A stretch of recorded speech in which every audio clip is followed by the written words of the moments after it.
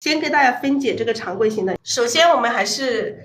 每次在画的时候，我们都要调一个底色。底色是我们画每一朵花、每一朵浅色的部分都需要用到这个底色。底色我们都是用这个太白加3绿啊，太白加3绿。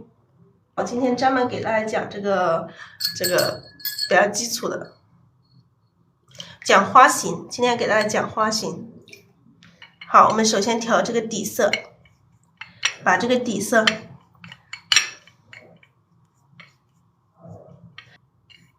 好，我们这个底色调好放到一边，不管用不用，我们先调一个底色放着。我们这朵花，我们先画一个红色的吧，画一个大红色吧。大红色，我们加一点藤黄进去，藤黄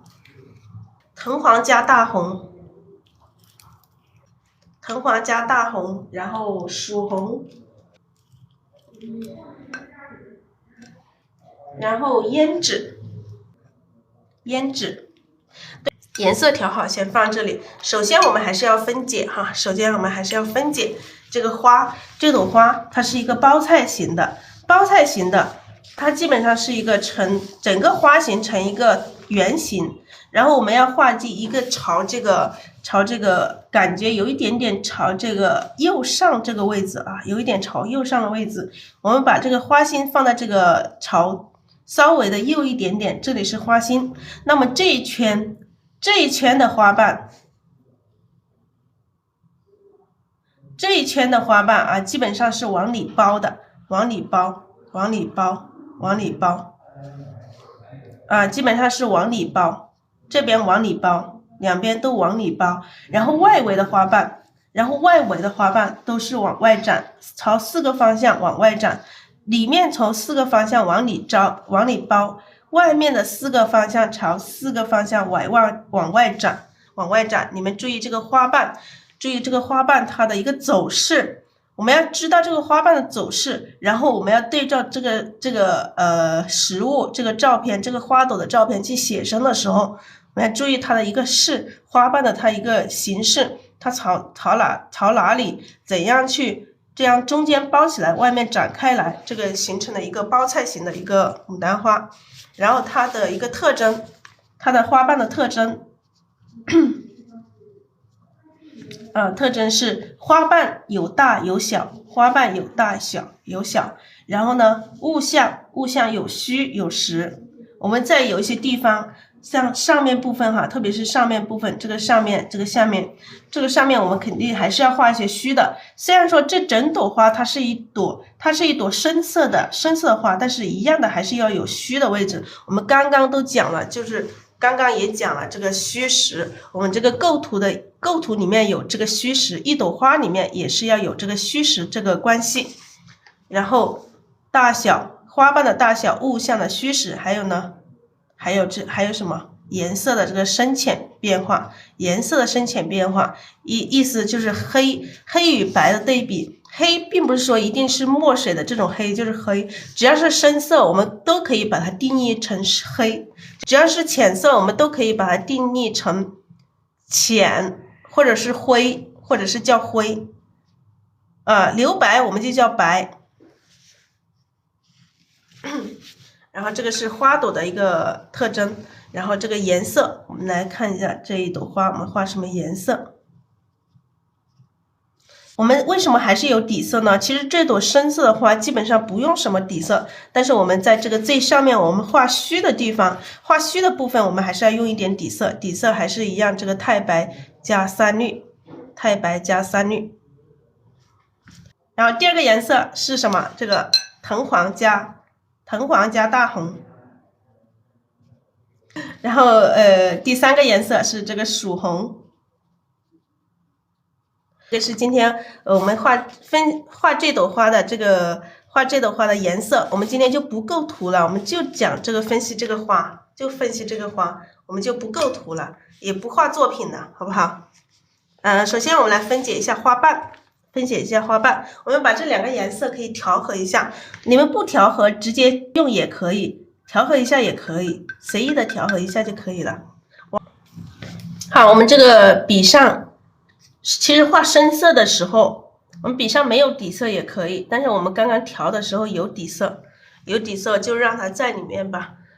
画这个反瓣的时候有一点底色也没有关系，待会儿我们就用这一次底色在里面，待会儿我们再加的时候我们就加水，就不加底色了。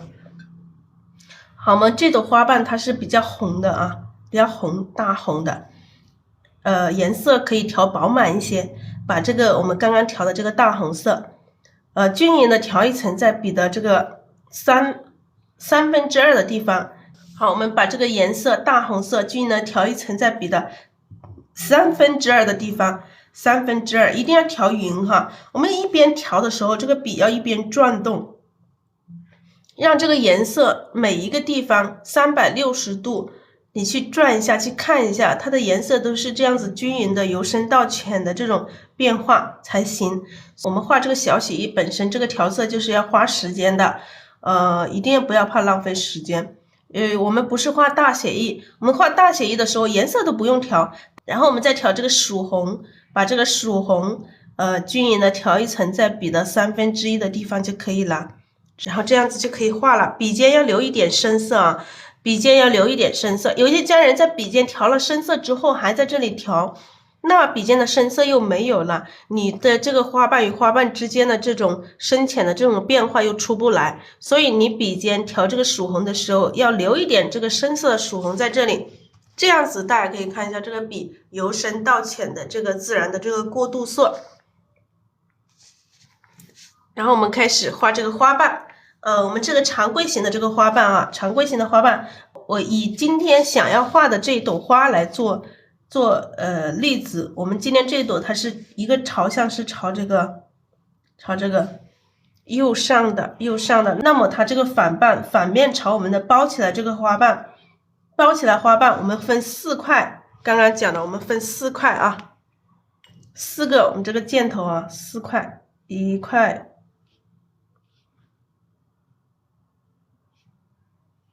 这样子去分4块。我们先画这个第1块，这里画这一块，1、2、3、4。第1块这里花瓣我们都往这边包起来，往这边包起来花瓣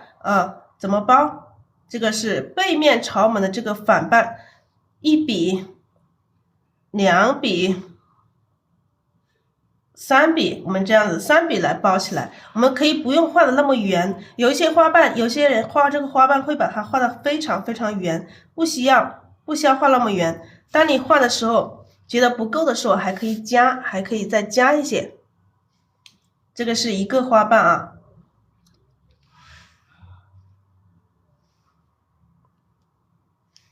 就这样子两边去加，中间要留这个空，要留这个边缘的这种大小的这种不规则的这种边缘，这样子这个花瓣它才会灵动，才会好看。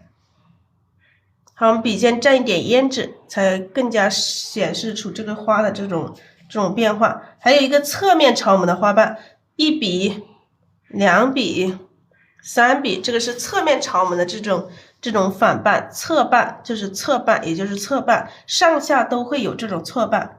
我们这种侧瓣我们可以1笔乘1笔，按下去提起来，再按下去再提起来，再拖一下这个笔，这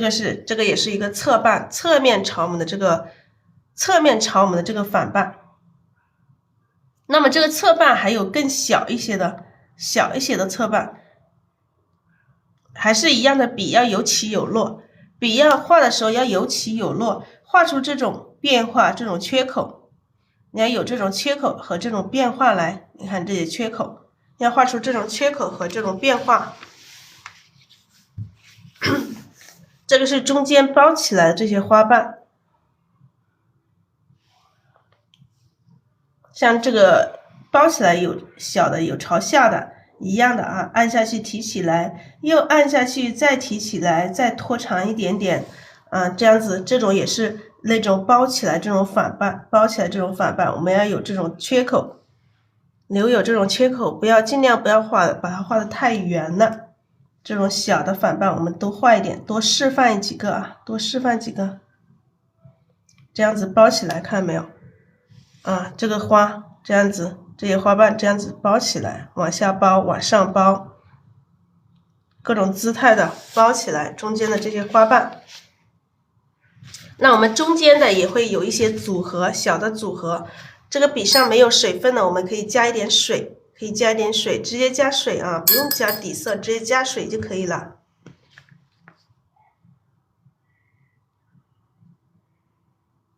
好，调色，先调这个大红，然后调曙红，然后笔尖蘸一点点胭脂，笔尖蘸一点胭脂。就像这个花，这朵花，像这边，像这两边，这一边基本上都是反瓣。如果到这里来了，到这里来，它就有正反的一个组合，正反的组合，但是它比较小哈。笔尖要有深色，小小的，画一些小小的反瓣。这个小反瓣也要有大有小，有变化。画一下组合，给大家画一下组合，这个正反瓣的组合。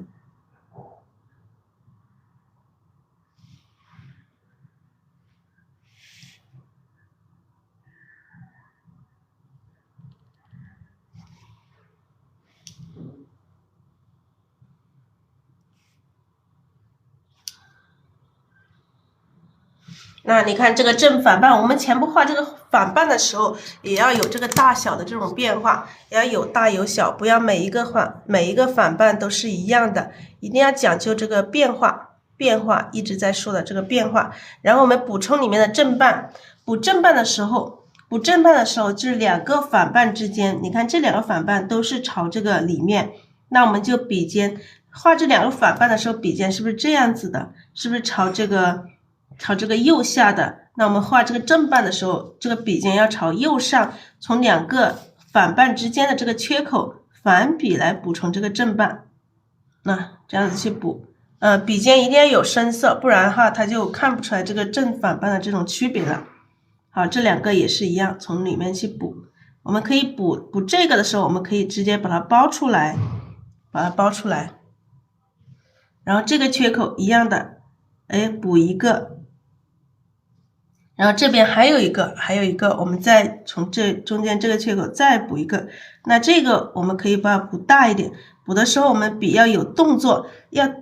提按的动作，不要直接这样子圆过来，把这里画的圆乎乎的。我们让这个花瓣有一些变化，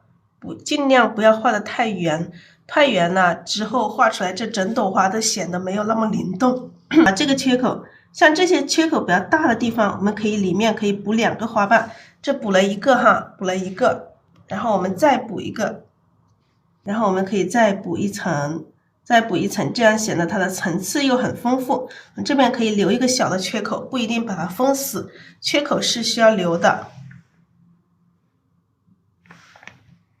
好，这些里面的这种正瓣，我们直接就这样子画出来，填出来。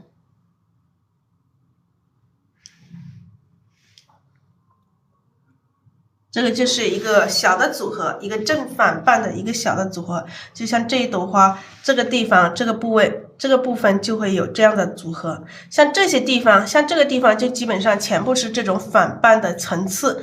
一层大一层小的这种层次，按照这个大小的这个层次的去安排去画。然后我们再看一下这朵花它的一些往外展开的这些花瓣，往外展开的花瓣它也是会有一些反瓣，当然它是正反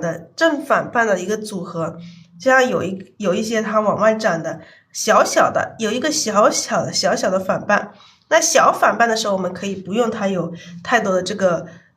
个变化。小反瓣，那我们要加上它的正瓣，一般这种小反瓣里面的正瓣都是非常大的。像这样子，我们加这个正瓣的时候，我们笔要有动作啊，要有这个提起来按下去的这种动作。然后我们这边可以再加一点，让这个正反瓣的这个区分更加明显一点。画了之后，如果不明显，我们可以加一点，这样子才能突出这个是反瓣，这个是正瓣，这个是一个正反瓣的一个组合啊。这边这个小的，这个是一个反瓣。那么这一部分它就是正瓣，这个是一个正反的一个组合。我们画的时候一样的这个边缘，注意这个花瓣的一个边缘要有这种波浪形，要有不规则的这种缺口，要有大缺口、小缺口，不要把它画得太圆，或者太平均，或者太均匀。这个是往外围往外展开的这些大花瓣啊，这个大花瓣有像这样子滚出来，刚刚我们画是基本上是滚出来，还有这些大花瓣，我们直接这样子点1点、2点、3点、4点、5点、6点，一直这样子去点。这样点的时候，我们一样的点出这种不规则的这种缺口来，这种有大有小的这种缺口来，点出这种花瓣来，它点多了它就成了面，点多了就成了面，它就是一个花瓣了。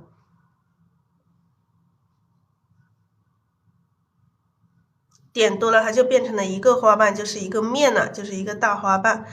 就像碎瓣，碎的花瓣就是一朵花里面会有一些碎瓣，它也是这么点的，那个碎花瓣也是这么点的。还有一些它翻出来的这种大花瓣，翻展过来的，它从这个边缘翻展过来，我们要带一点钩，像画反瓣一样的带一点钩，按下去提起来，然后再按下去，再提起来，然后再拖一个小的瓣出来，这样子就成了一个翻展过来的感觉，从这个花中间包起来，外面一层这样子翻过来，它翻过来这样子的花瓣。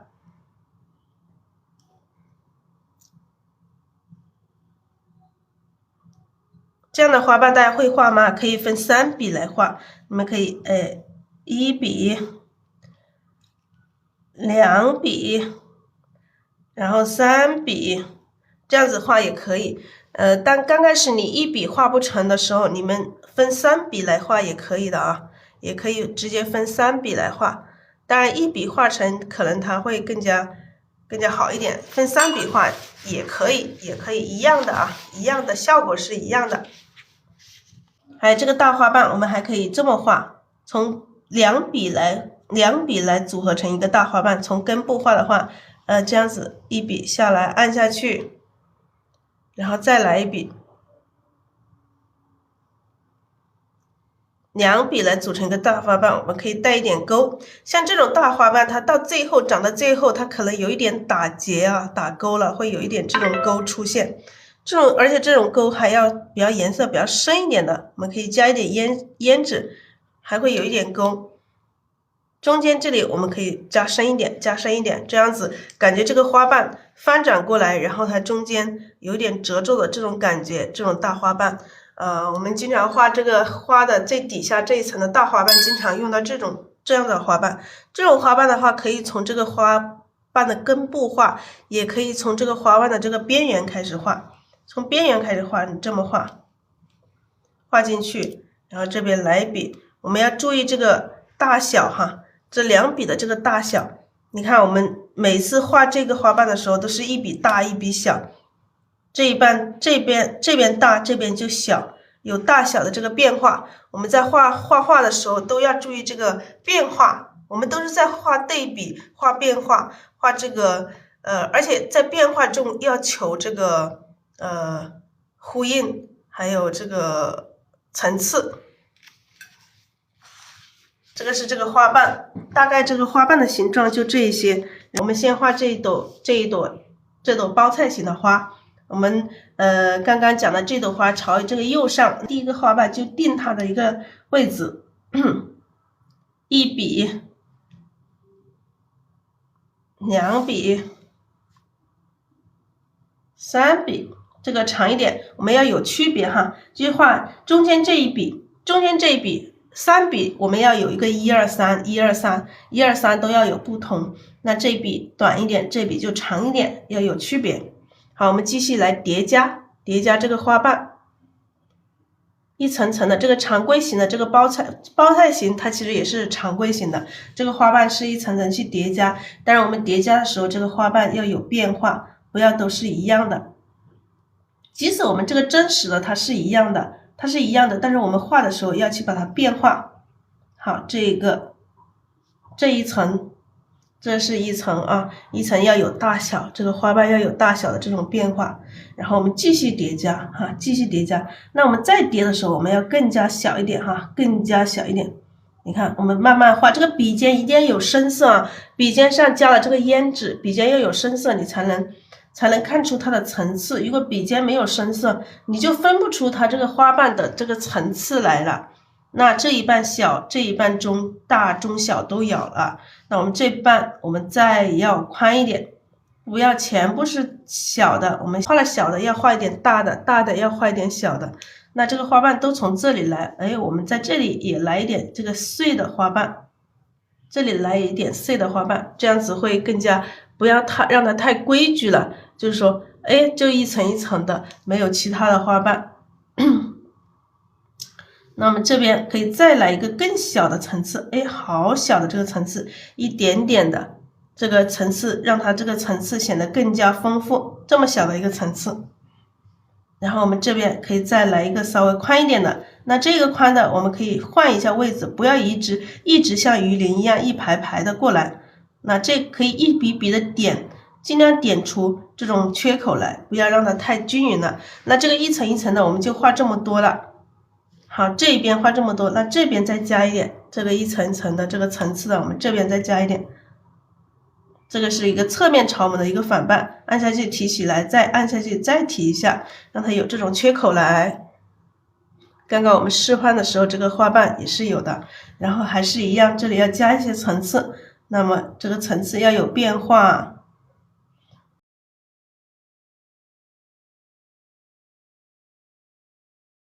我们所有的课程里面中。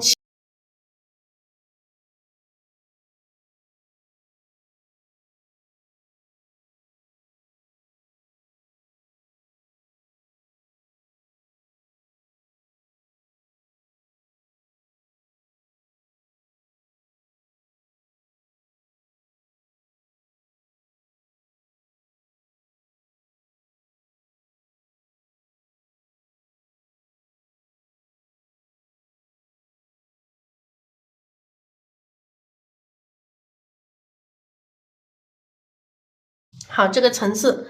这边两边要有变化，你看这边是这种稍微长一点的，这边就是稍微短一点的，我们一直在讲的这个变化，这个是我们中间包起来的第一部分，然后我们再画两边第二部分和第三部分，这个我们先画这个第二部分啊，第二部分，然后这边就是一个侧瓣了，侧面的花瓣了，这边要画的就是侧面的花瓣，侧瓣我们就是下笔按下去提起来，然后再按下去再提一点点，这样子画它一个侧面的这种花瓣。那侧面的花瓣我们要有层次，也要有变化，那么可以再画一层让它穿过来这种感觉，从这一层里面穿过来这种感觉要有变化。好，这里有一层，我们在这边还可以画一个小的，让它这么小的一个花瓣，让它层次感特别丰富。然后我们慢慢的包过来，要把它包过来，我们就要往下画了。让它包过来，可以画宽一点点，让它包过来。这个是我们的画的第二部分，然后我们画这边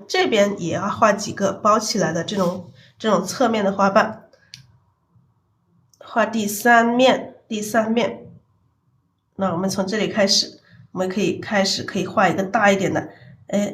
按下去提起来，再按下去再提起来，提一个尖尖，提一个小尖，这一个侧瓣。好，补充一点颜色，我们笔尖要不停的补充一点颜色，然后我们里面再画一层，的时候我们要画小一点，让它有这个大小的这种变化，让它从里面穿过来这种感觉。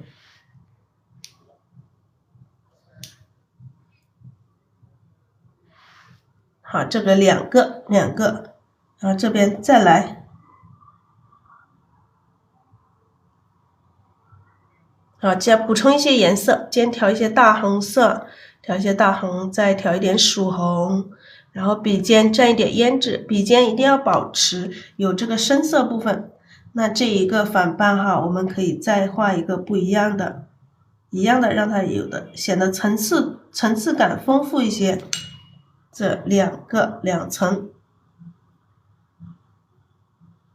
好，这个是第二部分的啊，第二部分，然后我们画这中间这个是第三部分，1、2、3，那我们画第这一部分，这边的话我们还是要包起来，中间也要画几个花瓣是包起来的，不能全部伸展出去。我们既然是包菜型的，就还是要包，哎，这一个这样子包过来，包的时候也要有层次，我们只能包一个，那这边再来包一个，小一点，有大小，往里包。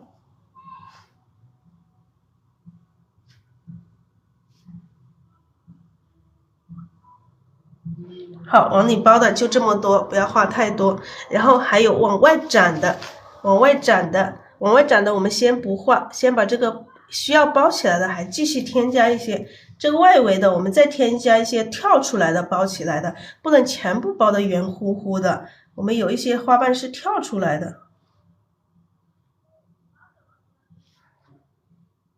跳到我们这个范围里面，让它有变化一点。哎，在这里包一个，在这里包一个。那么这边也跳出一个，这边再跳出一个。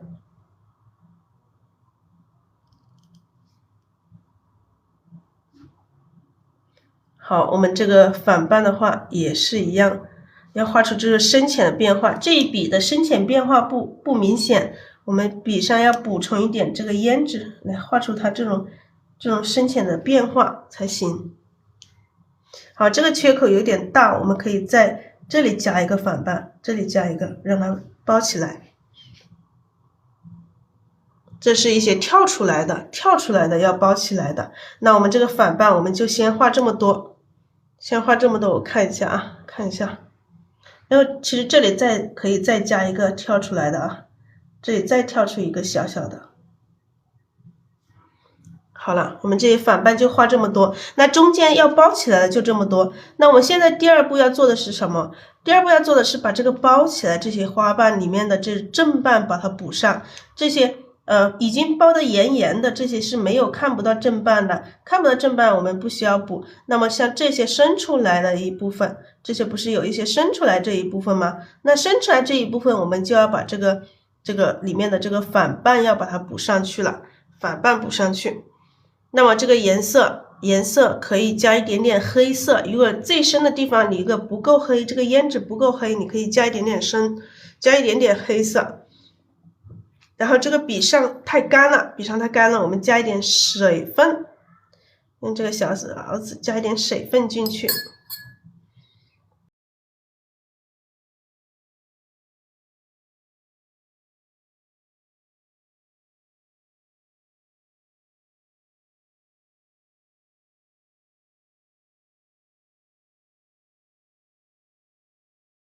刚刚调了大红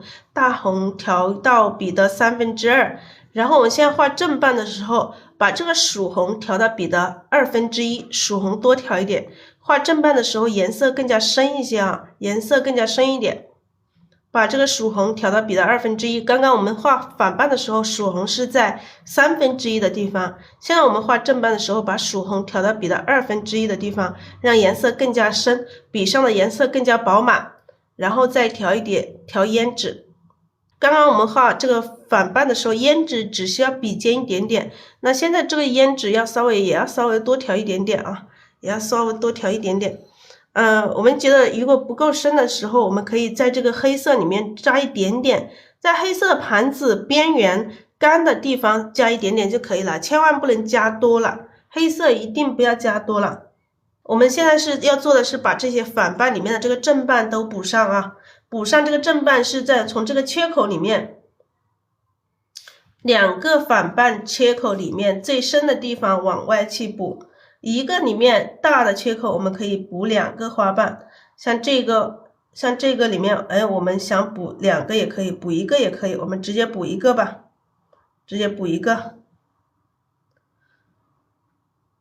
那这个反瓣的区分，我们笔尖可以蘸一点点黑色，不够深的话，我们笔尖可以蘸一点点黑色，笔尖要补充深色啊，笔尖要不停的补充深色。然后像这些缺口，我们继续来补，反笔来补啊，补一层不够的话，我们再补一层。像这些小的里面，我们先把这个小的里面补一下啊。那这个小的缝里面的这些，我们先把它填一下。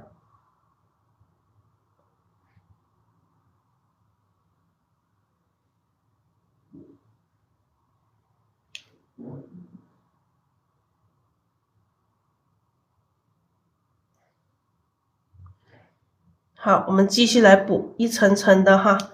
让它层次越来越丰富。那补一层，那这边再来一个，这边来一个，我们可以把它补长一点，补大一点，把它包过来，这样显得它层次更加丰富。好，这边一样的，反比来补，反比来补，补一层，我们可以多补一些层次，2层。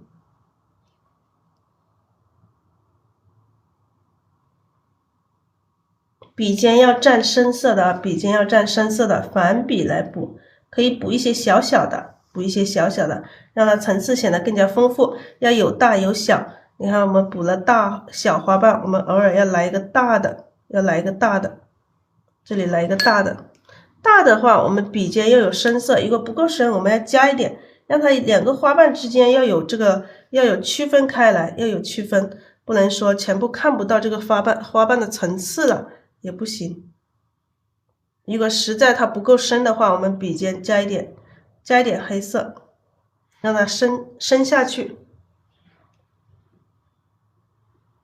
好，这些地方我们还是加一点黑色，中间我们先留着不管它，然后我们继续把这些要补充这个正瓣的地方先补充，这个小小的里面也要补充一个花瓣，补充一个正瓣。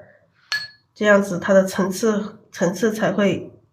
更加丰富。像这些小小的伸出来的小小的这些地方，一样的要补啊，一样的要补。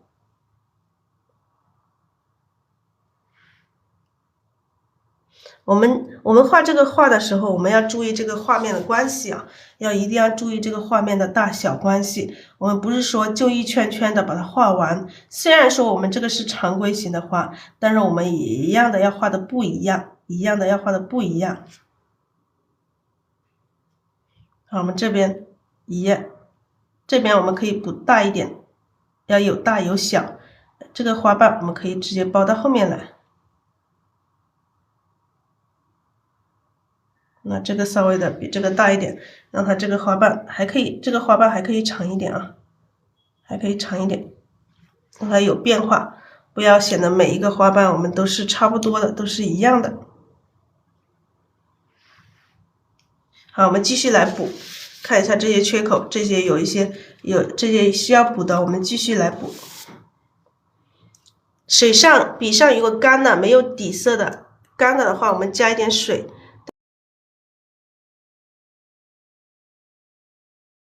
好，我们先调这个大红，把这个大红均匀的调一层在笔的2/3的地方，把大红均匀的调一层在2/3的地方，然后调这个曙红，把这个曙红调一层在笔的1/2的地方，然后我们调这个胭脂，我们画这个下面这个花瓣的时候，我们胭脂可以多调一点哈，多调一点，调多一点，让这个花瓣显得更深一些。多调一些胭脂，不要怕调多了，就调黑一点，多调一点胭脂哈。这个胭脂曙红加这个胭脂非常好看，如果你曙红加少了，你这个胭脂就灰；曙红加多了，这个胭脂很好看。然后我们笔尖蘸一点黑色，在这个边缘，这个黑色边缘上蘸一点就可以了，黑色边缘上蘸一点就可以了。好了，继续来补。来这里。一个个的补啊，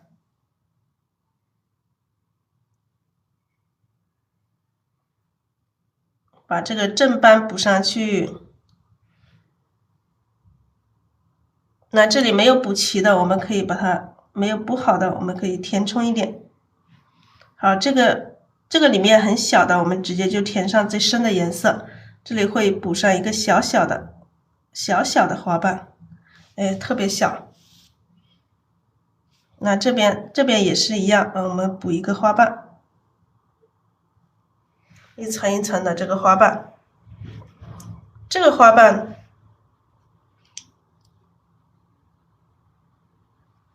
好，这个一样的，这个一样的，这个在这个缝隙里面用这个最深的把它填一下，才显得这个反瓣的层次，正瓣在里面。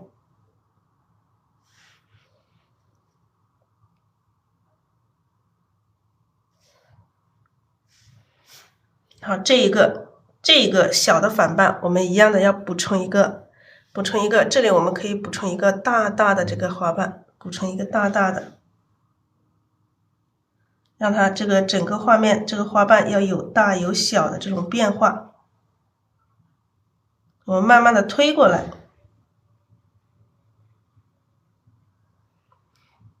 好，这里我们再把它贴一下。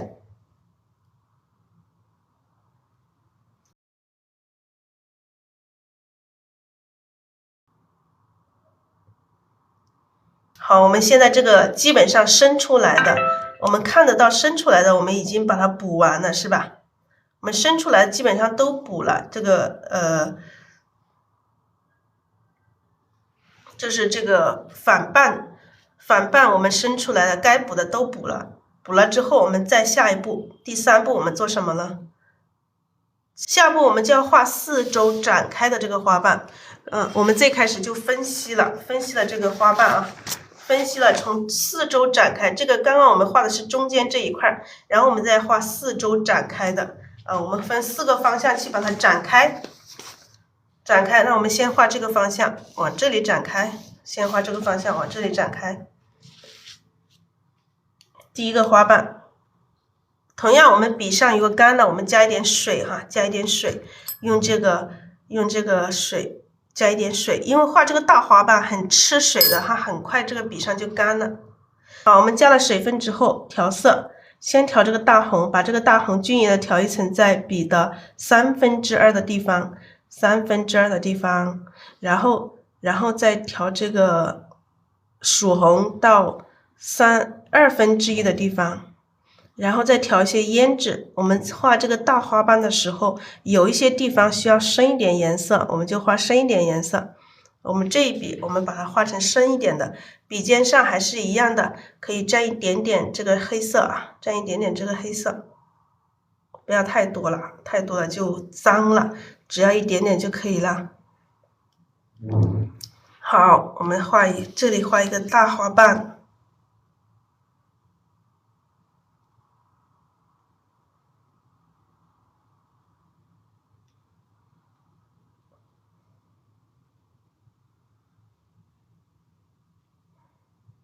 这一个大花瓣我们一笔就这样子过来，当然我们画的时候笔大家可以看得到，我刚才用笔的时候是要有起有落的，有起有落就是画出这个花瓣的这个边缘的这个不规则的这种边缘来。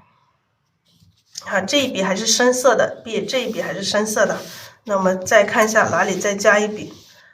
本身我们要把这一边先画完，然后一边边的来。但是因为这个花上有这个深浅的变化，我们可能在这一笔的颜色可能要浅，上面的颜色可能要浅，但是我们笔上的颜色比较深，所以我们还是先把这个深色的都画完先，把这个深色的花瓣先画完先。那这个深色在这个后面这里画一个深色的，然后这下面画一些深色的，下面补充一些这个花瓣。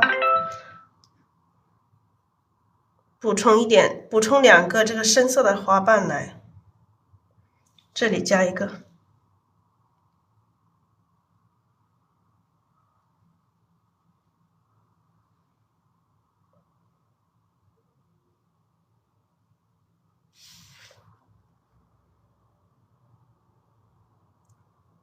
好，这里加一个花瓣。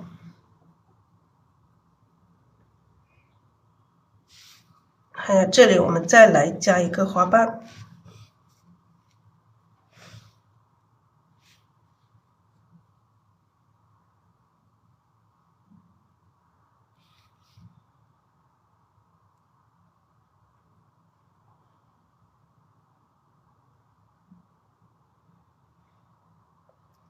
这个花瓣稍微加长一点点。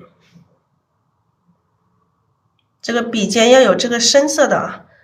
笔尖要有这个深色，你才能画出这个花瓣与花瓣之间的这个衔接的这个地方。好，这下面的这个深色部分的花瓣，等下这些地方可能还会添加一些花瓣，然后这边我们再画一个大的花瓣，再画一个大的花瓣，颜色还是要补充足一点才画这个大花瓣啊。大花瓣因为需要的这个水分特别多，你等下笔太干了，水颜色不够，等下画这个一个花瓣都画不完，它就被干燥了。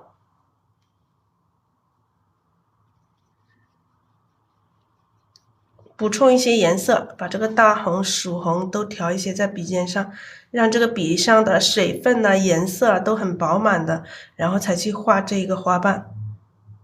笔尖上还是有一点点黑色啊，笔尖上还是加一点点黑色。这个花瓣我们还是让它深一点点。我们这个花瓣可以分2笔来画。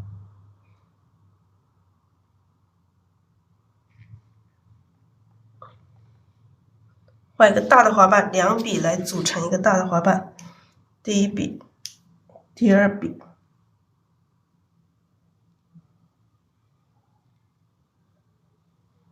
两笔要有所变化，不要2笔画的一模一样。中间我们可以用一点点深色画出这个，可以带一点点哈，带一点点勾，让它有一点点这个花瓣的一个那种变化来。这里没有齐的地方，我们把它补充一下。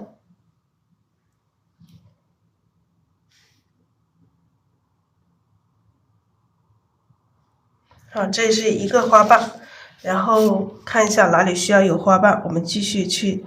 补这个花瓣。这里来一个小的，这2个都是大的哈，我们来一个窄一点的花瓣。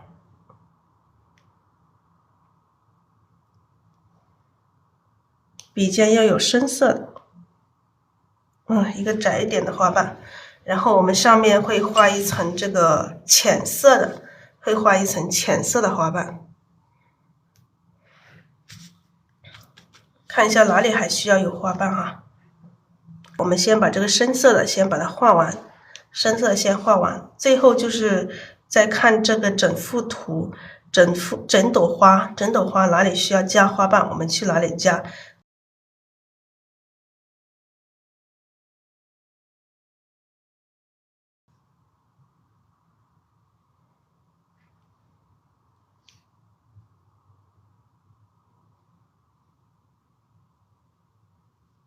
啊，这里加一个，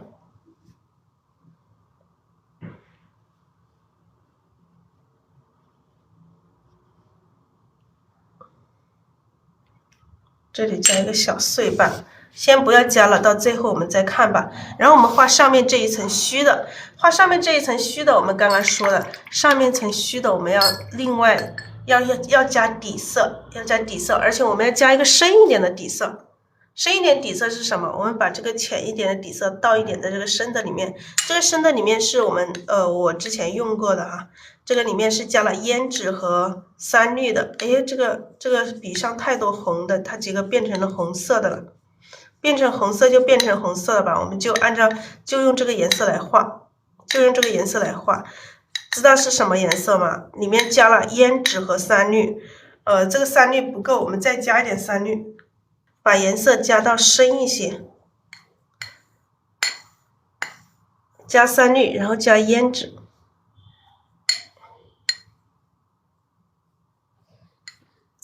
3绿不够，我们再加一点。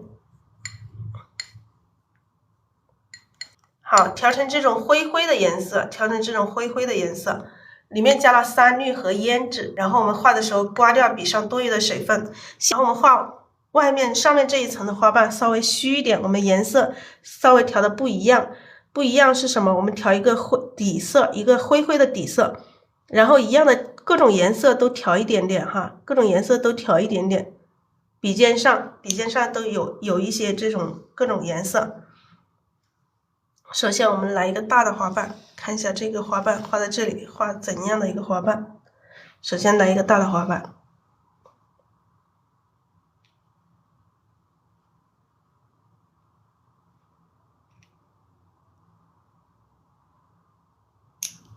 笔尖上颜色不够了，我们再添加一点颜色，这个花瓣要有变化。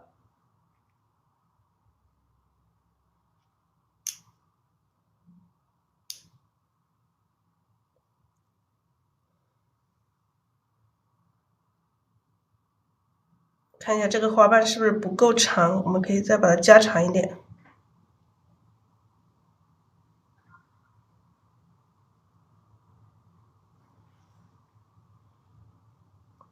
这个笔长就是好，花瓣还可以加，里面可以加一些纹路哦，加一些纹路，可以扫一些纹路进去，也可以回一下笔，回一下笔，这样子，回一下笔表示这个花瓣的一个褶皱的这种感觉。好，这一个花瓣，然后我们继续来加，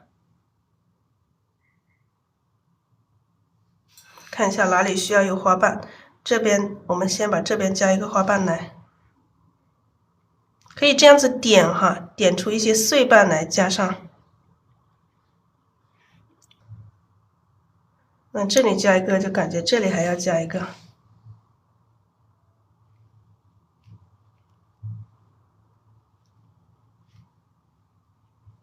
直接这么去点它，点一些碎瓣，让它有碎的，有整的。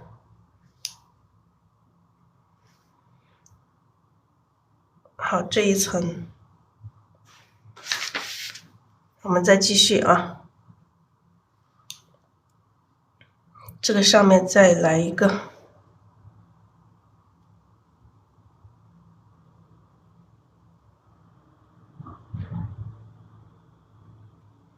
越来越会深一点。我们这个调色的时候要注意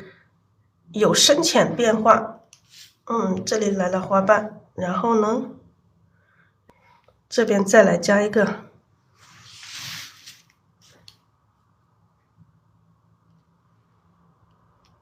可以这么去点它，点的这个花瓣它显得会更加有这种有这种花瓣的这种纹路。笔尖要有深色的啊，一定要保持有深色，不够深的我们加一点，让笔尖有深色，才能体现出这个花瓣与花瓣衔接的地方的这种区别。好，这里加了一个。那笔上水分不够了，我们可以加一点水分，不是水分啊，底色，加一点底色。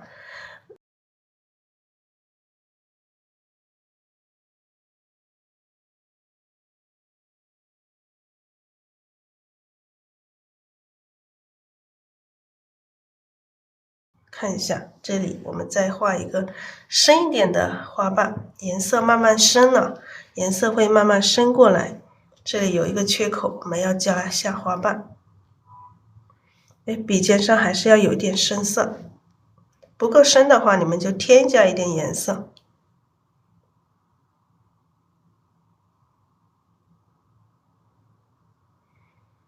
看一下这个花瓣够不够，然后我们再检查整个画面，看一下哪里还需要有花瓣。这里是不是还要加一个花瓣？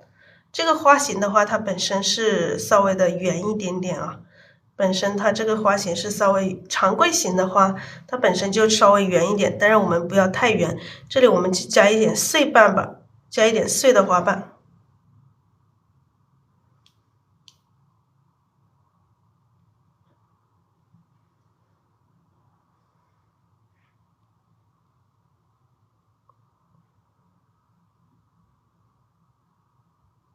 这个花瓣又包过来，这样显得它又加了一个层次。好，其实这朵花基本上这样子就完成。我们可以扫一下，不要太深了，扫一下，回一下笔，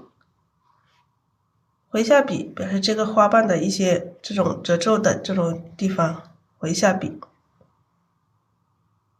不要太深了。这个笔上回的时候不要颜色不要太深了，稍微浅一点点。基本上这朵花就这样子可以了，变化也有，当然常规型的它都是比较圆一点点，比较圆一点，但是我们画的时候不要画的太圆。其实它是真花的时候比我们画的更圆，但是我们画的时候尽量不要太圆，把中间的花心画上。花心我们直接用这个最深的胭脂啊，最深的胭脂，加一点黑吧。因为我们本身花里面加了黑，如果中心部分不够黑的话，它又显得没有，加一点黑。直接把它填满就好了。到时候这里就是花心的地方，我们把花心也画一下吧。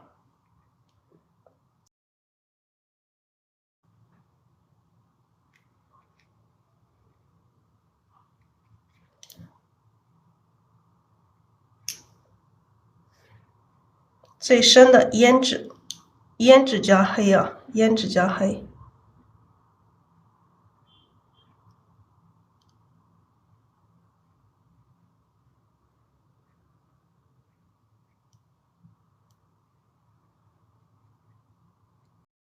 我们其实平时呢，我们之前画包菜形，有的时候不画花心，画包菜形的不画花心也可以，把它前包起来也可以。让我们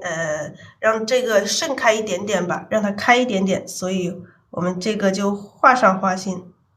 就感觉它是没有全包起来了，已经开始盛开了一点点。好，我们画上花心，画花心的时候稍微的其实要干一点点画才好，但这样也没关系啊。我们用这个三绿画上这个雌蕊，雌蕊画5个瓣啊，画5个瓣。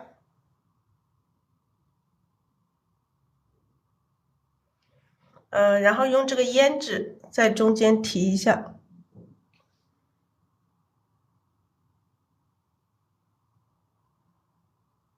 然后我们画上雄蕊，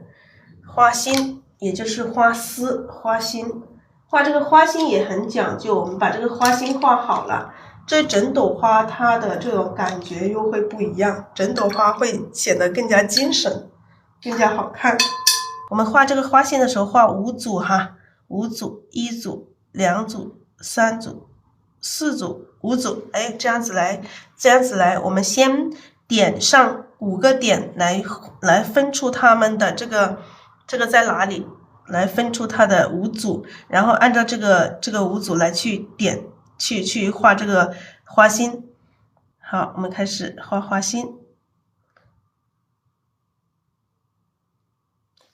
这一边的我往里面有一点，让这个花心也是一样的，有一个造势，让它往里卷，往里都往里包的这种感觉，跟这个花一样的，跟这个花型一样的。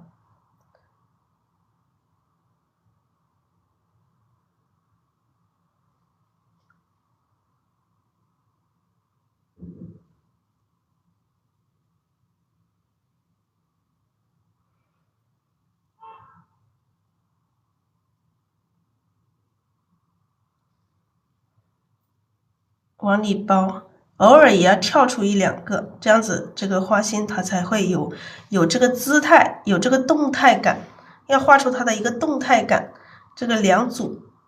然后第3组，画花心我们要画出它的动态感，而不是要把它画得很死板。如果我们把花心画死板了，那它整朵花就显得呆板了。所以这个花心也很重要啊，花心很重要。哎，我们可以跳出来，这里1组，然后画这边3组了，我们画这边这一组，这边也是往里勾，像小蝌蚪一样的往里勾。这个花心每一个花心它都要有姿态，要有自己的姿态啊。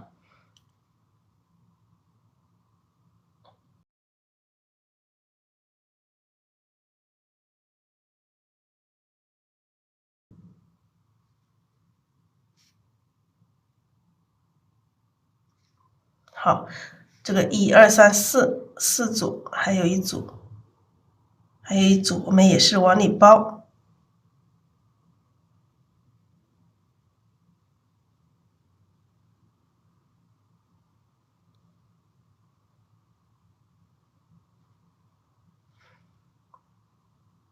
往里包，这个被这个花给挡住了。好，有一部分我们是看不见的。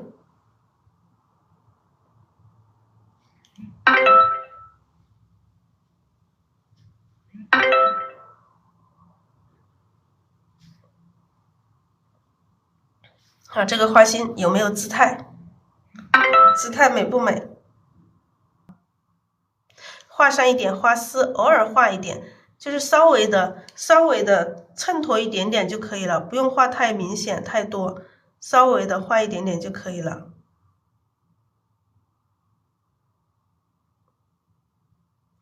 好了，这个花心好不好看？我们把密的地方可以把它直接加得更密啊，直接加得更密。